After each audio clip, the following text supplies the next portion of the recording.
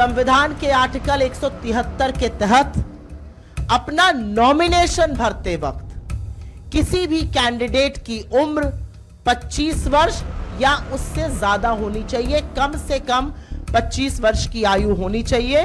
और अगर ऐसा नहीं होता है तो कैंडिडेट अयोग्य घोषित होगा।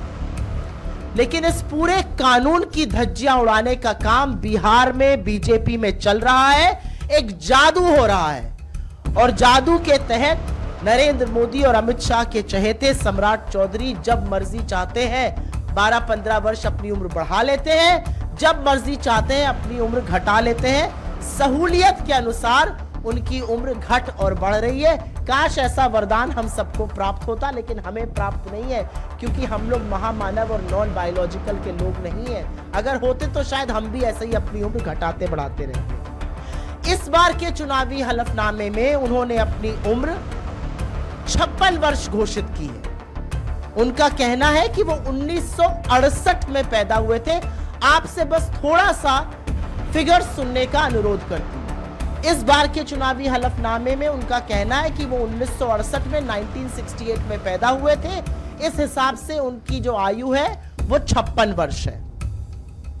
लेकिन जो सुप्रीम कोर्ट का ऑर्डर हम आपको देंगे, 16 अक्टूबर 2003 का सुप्रीम कोर्ट का निर्णायक ऑर्डर है और उसमें फैसला किया गया कि सम्राट चौधरी की जन्मतिथि उर्फ राकेश कुमार की जन्मतिथि 1981 है, जिसके हिसाब से आज उनको 44 साल का होना चाहिए। सुप्रीम कोर्ट के 16 अक्टूबर 2003 के ऑर्डर ने सम्राट चौधरी को अयोग्य घोषित किया था।